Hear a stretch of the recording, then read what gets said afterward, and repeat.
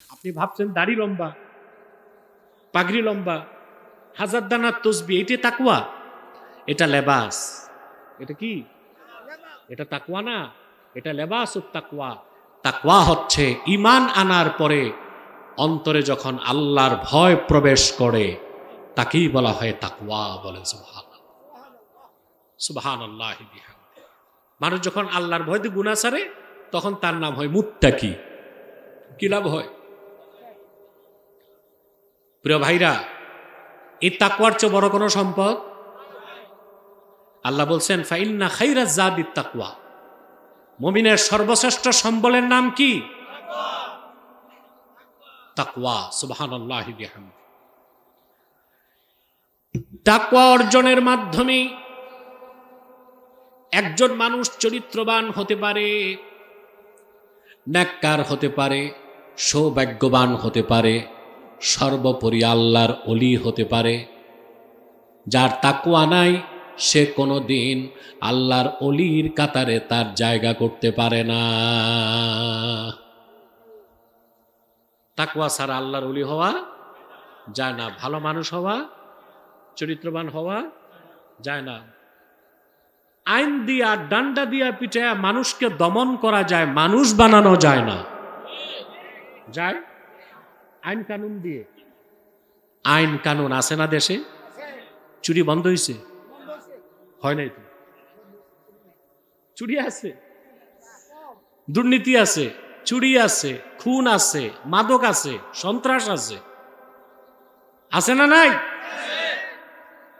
তা আইন কেন? আইন কানুন হচ্ছে চেক অ্যান্ড ব্যালেন্স, দমন করা, পরিবেশটা একটু ঠিক রাখা। তো মানুষকে যদি ইনসানে কামেল, ভালো মানুষ বানাতে হয়, ঈমান ও তাকওয়ার কোনো বিকল্প নয়। মানুষের অন্তরে যখন আল্লাহর ভয় জাগবে তখন সে সেলফ কাউন্টার। তাকে দুর্নীতি থেকে রক্ষা করতে পুলিশ লাগবে না, তারে নজরদারি করতে গোয়েন্দা সংস্থা লাগবে না, তার দুর্নীতি ধরতে দুদক লাগবে না। সে নিজে নিজেকে কাউন্টার দিবে, গুনাহ থেকে বাঁচবে। সুবহানাল্লাহ। এর নাম তাকওয়া। এর নাম কি? আমি একটা হাদিস শোনাচ্ছি আপনাদেরকে। হাদিসটি বুখারী শরীফে এসেছে। হাদিসটির রাবী হচ্ছে হাতেম তাইয়ের ছেলে হযরতে আদি। হাতেম তাই নাম শুনছেন না? হাতেম তাইয়ের বাড়ি ছিল তায়েফে। কোথায়? ছিল খ্রিস্টান। আল্লাহর হাবিবের নূরের জমানা সে পায় নাই। তার ছেলে ছিল আদি, তায়েফের গোত্র প্রধান। রাসূলুল্লাহ সাল্লাল্লাহু আলাইহি ওয়াসাল্লাম মক্কা বিজয়ের পর যখন তায়েফকে অবরোধ করলেন, হাতেম তাইয়ের ছেলে মেয়ে দুজনই মুসলমান হয়েছে। হাতেম তাইয়ের ছেলে মেয়ে মুসলমান হওয়ার পর বিনা যুদ্ধে তায়েফের সব কাফের মুসলমান হয়ে গেছে।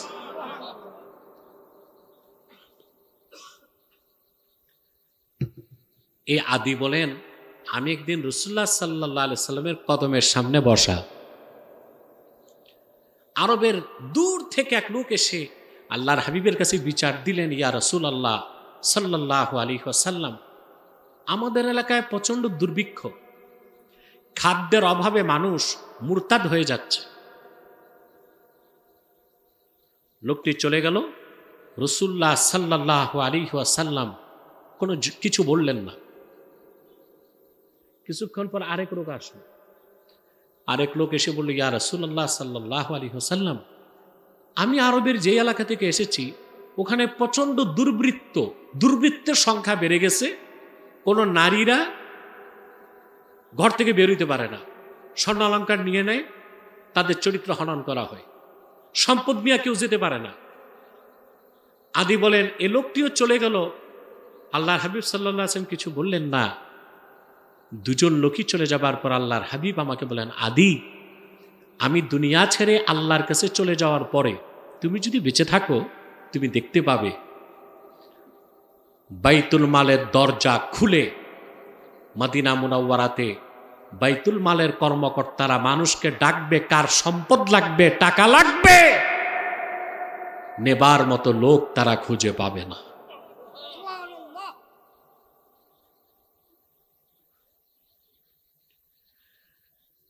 তুমি যদি আরো কিছু কাল বেঁচে থাকো, তুমি দেখতে পাবে আমার উম্মতের একজন নারী যুবতী তার তাহিলু মিনাল হেরা হাত্তা তাতুফাল কাবা, ইয়ামানের হেরাত থেকে শত শত মাইল পথ পাড়ি দিয়ে একা একই আল্লাহর ঘর কাবা তোয়াফ করতে আসবে। আল্লাহ ছাড়া কাউকেই সে ভয় পাবে না। অর্থাৎ তার চরিত্র হনন করার কেউ থাকবে না, তার সম্পদ লুণ্ঠন করার কোনো দুর্বৃত্তীয়, সুবহানাল্লাহ বলবেন না? হযরতে আদি বর্ণনা করেন, হযরত ওমরের খেলাফতের সময় রোম সাম্রাজ্য যখন মুসলমানদের করতলগত হয়ে গেল, বাইতুল মালে এত বেশি গনিমতের মাল আসলো। হযরত বেলাল ছিলেন অর্থমন্ত্রী, সুবহানাল্লাহ বলবেন। হযরত ওমরের সময় অর্থমন্ত্রী কে ছিলেন? হযরত বেলাল হাবশী রাদিয়াল্লাহু তাআলা আনহু। হযরত বেলাল এসে বললেন, আমিরুল মুমিনিন, বাইতুল মালে জায়গা নাই আর। হযরত ওমর বললেন, দরজা খুলে দাও বাইতুল মালের। সুবহানাল্লাহ। কোন চোর ডাকাত নাই যে পাহারাদার রাখতে হবে। আল্লাহু আকবার। 3 দিন পরে হযরত বেলাল এসে বললেন, আমিরুল মুমিনিন, 3 দিন বাইতুল মালের দরজা খোলা রাখলাম, মদিনা মুনাওয়ারার একজন মানুষও প্রয়োজনের কিছু নিতে আসে নাই।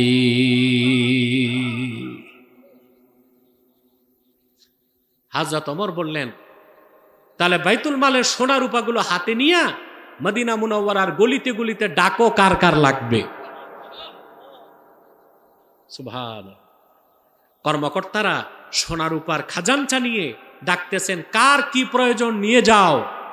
কেউ আসে না। এর মানে এই না সবাই ধনী ছিল। রাসূলুল্লাহ সাল্লাল্লাহু আলাইহি সাল্লাম সাহাবায়ে কেরামকে এমন চরিত্র শিক্ষা দিয়েছিলেন, প্রয়োজনের অতিরিক্ত কোনো কিছু নেওয়াকেই তারা অবৈধ মনে করতেন। সুবহানাল্লাহ।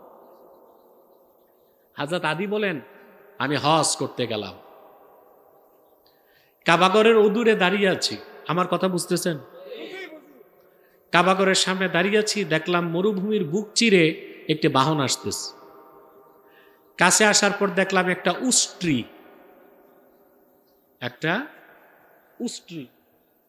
উষ্ট্রির পিঠে বসে আছে একজন রমণী নারী,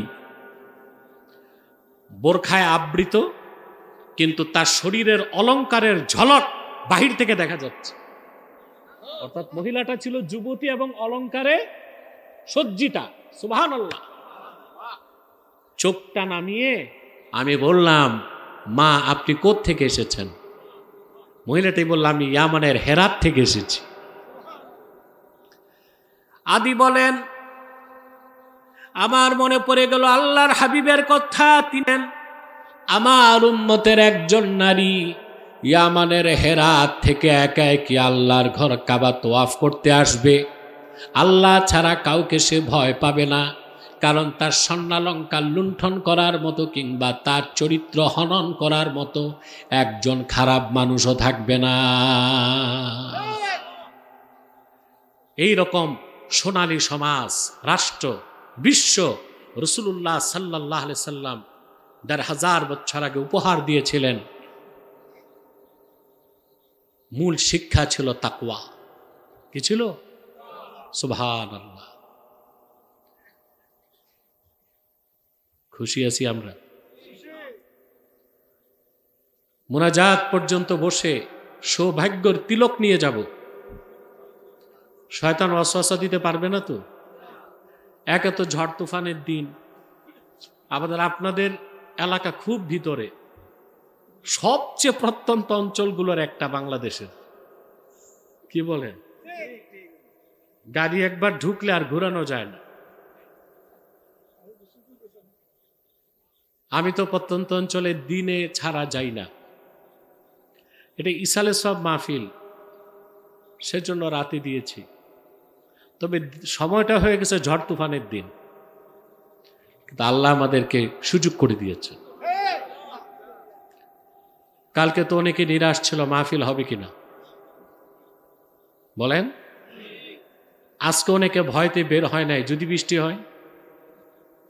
ঠিক কিনা? সত্যিকার অর্থে আল্লাহ তাআলা একটা পরীক্ষা নিয়ে নিয়েছেন আমাদের। যারা এসেছেন পরীক্ষা উত্তীর্ণ হয়েছেন, আলহামদুলিল্লাহ।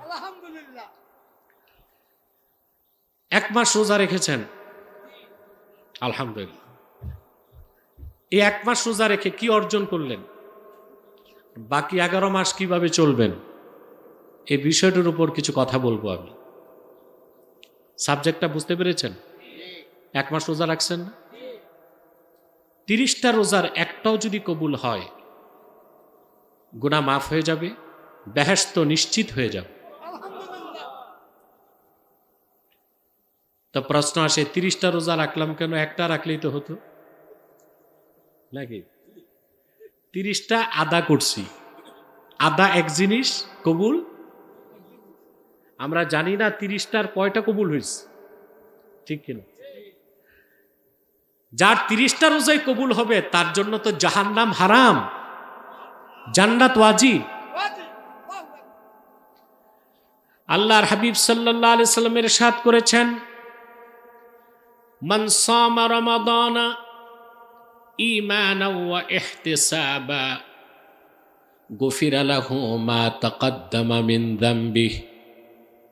যে ব্যক্তি ঈমানের সাথে আল্লাহ সন্তুষ্টি অর্জনের জন্য রমজানে রোজা রাখবে, তার বিগত দিনের সব গুনাহ মাফ হয়ে যায়, সে নিষ্পাপ হয়ে যায়। এই শ্রোতাদের মধ্যে এমন অনেক শ্রোতা আছে যা 30টা রোজায় কবুল হয়ে গেছে। আমরা অধিকাংশ মুসলমান পবিত্র মুখ, পবিত্র মন, পরিচ্ছন্ন মস্তিষ্ক নিয়ে বসছি, আলহামদুলিল্লাহ। এক মাস রোজা রেখে অর্জন করছেন কি, তা তো উপলব্ধি করতে হবে। কথা বলেন।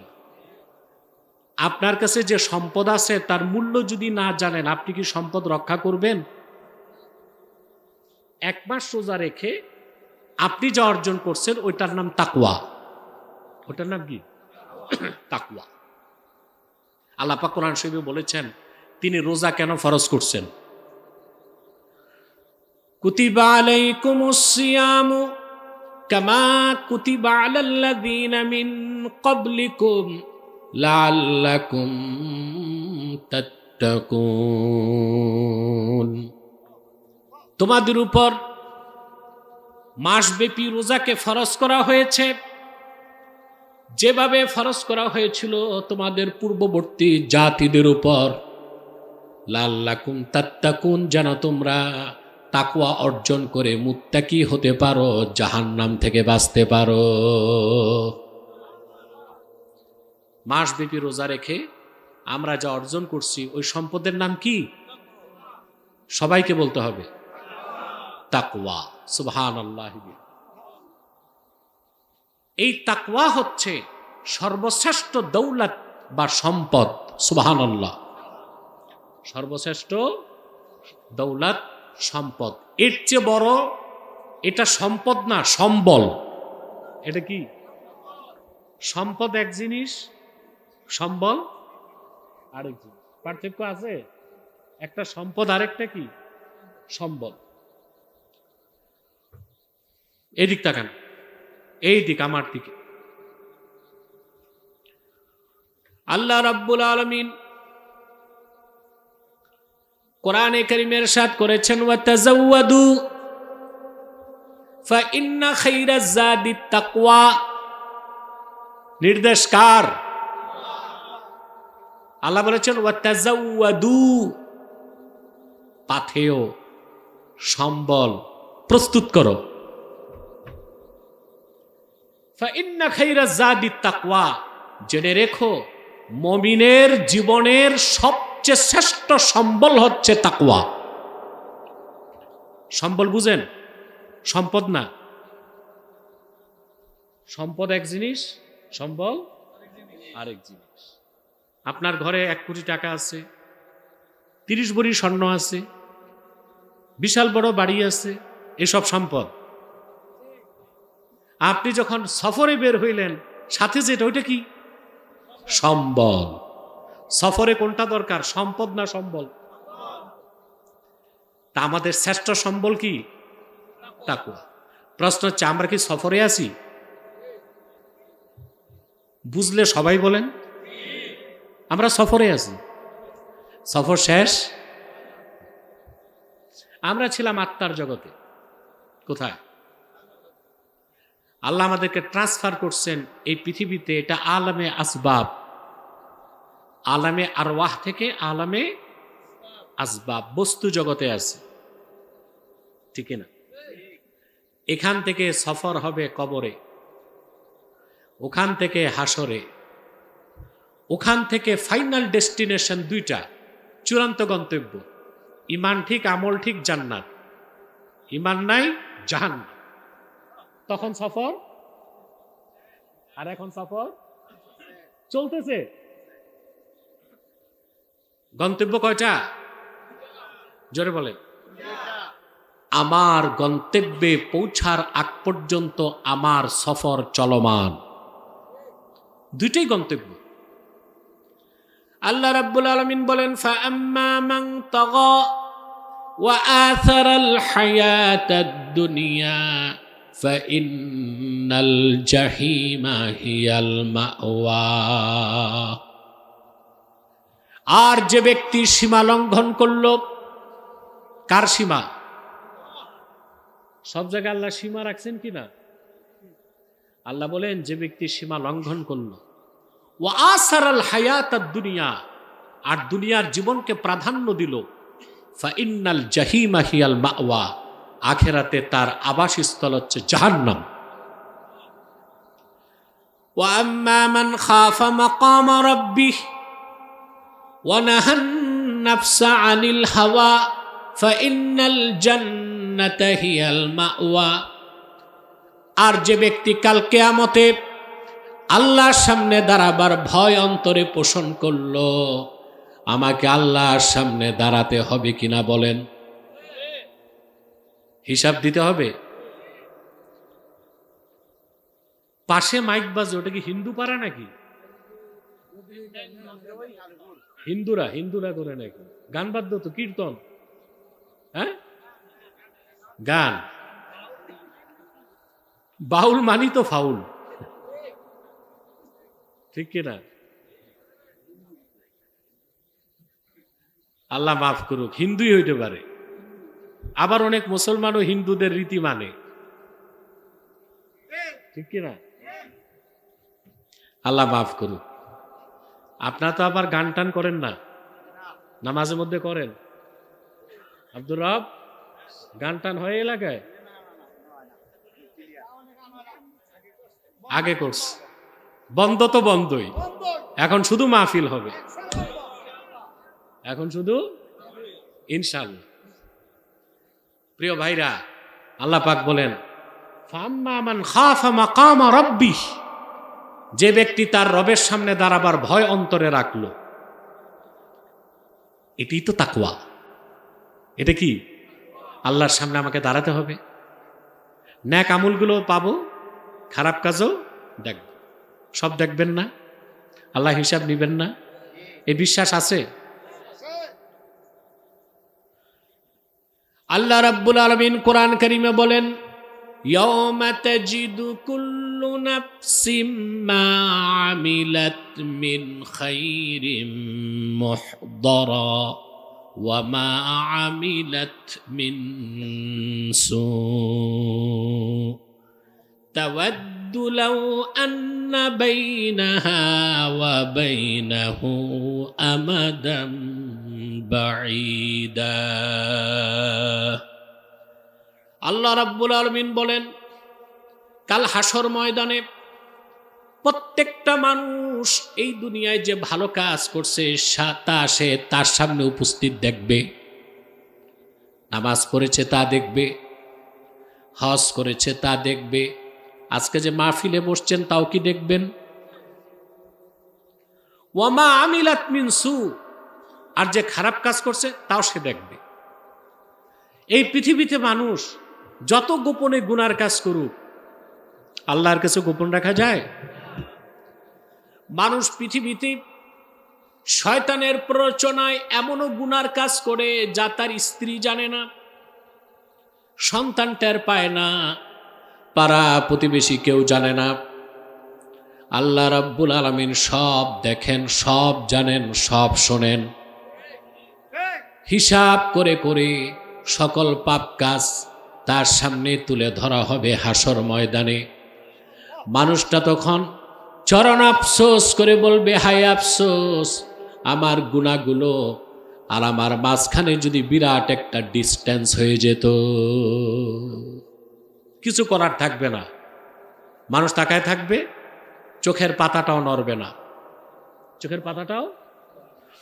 আল্লাহ রাব্বুল আলামিন বলেন, ফাকাশাফনা আনকা গিতাআকা ফাবাসারুকাল ইয়াওমা হাদীদ। আল্লাহ ডেকে বলবেন, বান্দা, তোমার চোখের পর্দা আজকে সরাই দিছি, দেখো চোখের পাতাও নড়বে না, চোখ দুটো বান্দা লোহার মতো শক্ত হয়ে থাকবে। এই সব হিসাব আল্লাহর সামনে আপনাকে দিতে হবে। এই যে ভয়টা অন্তরে লালন করা আর সে কারণে গুনার কাজ ছেড়ে দেওয়া, এরই নাম তাকওয়া।